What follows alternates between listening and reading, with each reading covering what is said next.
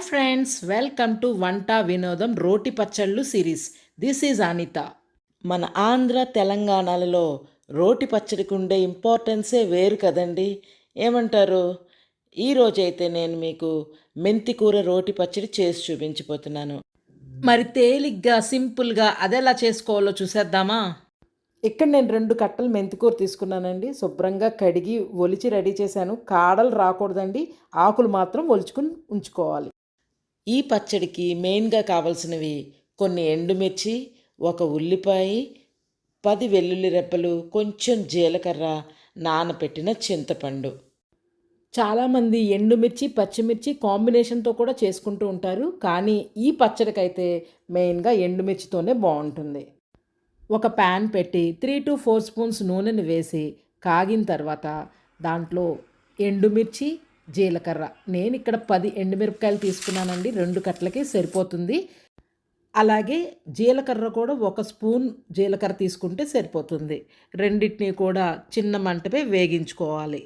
మెంతికూర కేవలం టేస్ట్ కోసం మాత్రమే కాదండి, ఆరోగ్యం కోసం కూడా వాడుకోవాలి. దానివల్ల ఎన్నో బెనిఫిట్స్ ఉన్నాయి. ఎండుమిర్చి, జీలకర్ర వేగాక వేరే ప్లేట్లోకి తీసుకుని పక్కన పెట్టుకోవాలి. తర్వాత అదే ప్యాన్లో మనం ఒలిచి ఉంచుకున్న మెంతికూరనంతటినీ వేసి వేగించుకోవాలి. మెంతికూర సహజంగానే కొంచెం చిరుచేదు ఉంటుందండి.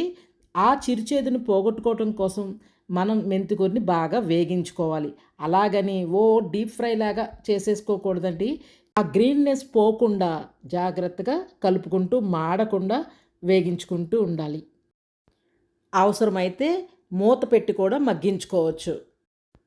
మధ్య మధ్యలో మూత తీసి కలుపుకుంటూ వేగించుకుంటూ ఉండాలి. ఇప్పుడు చూడండి, మెంతికూర కరెక్ట్గా మగ్గిపోయి వేగింది, గ్రీన్నెస్ పోకుండా ఉంది. ఇలా వేగించిన మెంతికూరని వేరే ప్లేట్లోకి తీసుకుని చల్లారి పెట్టుకోవాలి. మెంతికూరలో ఎక్కువగా ఫైబర్ ఉండడం వల్ల బ్లడ్ షుగర్ ఉన్నవాళ్ళు కూడా తీసుకున్న వాళ్ళకి షుగర్ లెవెల్స్ కూడా కంట్రోల్ చేస్తుందంటండి.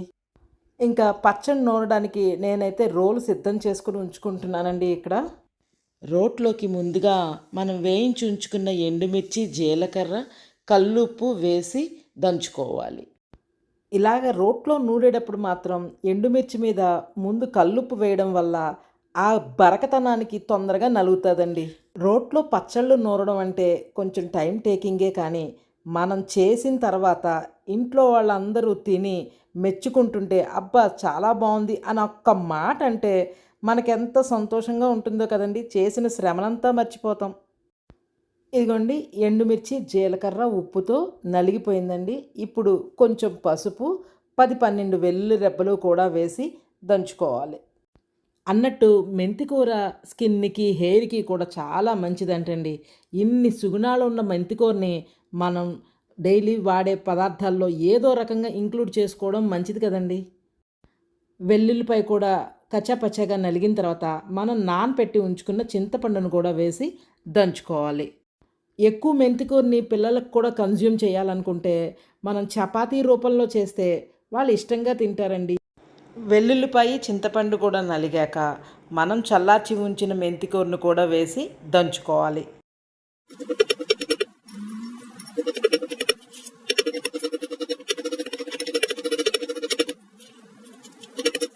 మెంతికూర కూడా నలిగాక ఒక పచ్చి ఉల్లిపాయని డైరెక్ట్గా వేసి కచ్చాపచ్చాగా ఉండేలా దంచుకోవాలి.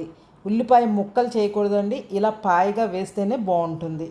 మన ఆంధ్రాలో మెంతికూర యూస్ చేసే విధానానికి, నార్త్ ఇండియన్స్ మెంతికూర యూస్ చేసే విధానానికి చాలా తేడా ఉంటుంది కదండి. మనం పప్పులు, పచ్చళ్ళు, మెంతి రైస్లు చేస్తే వాళ్ళైతే మేతి పరాటా అని, ఆలు మేతి అని, మేతి థేప్లా అని రకరకాలుగా చేస్తూ ఉంటారు.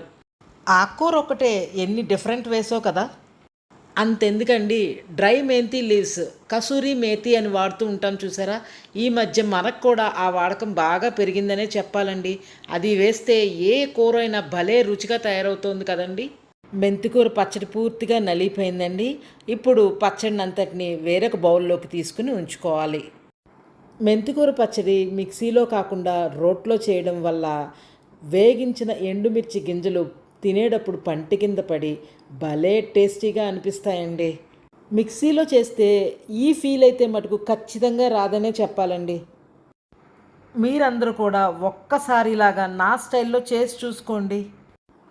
ఫైనల్గా ఈ పచ్చడికి ఇంకా తాలింపు వేయనవసరం లేదండి. కానీ కొంచెం నూనెను వేసి కాగాక ఒక్క 2 చిటికెలు ఇంగువ వేసి వేగించి పొయ్యి కట్టేసి చల్లార్చి పక్కన ఉంచుకోవాలి. అన్నట్టు ఈ పచ్చడి ఇడ్లీ, దోశ, చపాతీకి కూడా సైడ్ డిష్గా వాడుకోవచ్చండి.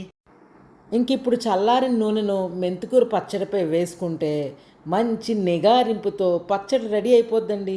మెంతికూర పచ్చడి మీరు కూడా చేసి చూసుకుని ఎలా వచ్చిందో కామెంట్స్లో నాకు మాత్రం తెలియచేయండి. నా ఈ వీడియో మీకు నచ్చిందా అండి? నచ్చితే please like, share and subscribe. మరో మంచి వీడియోతో మీ ముందు ఉంటాను. Thank you so much.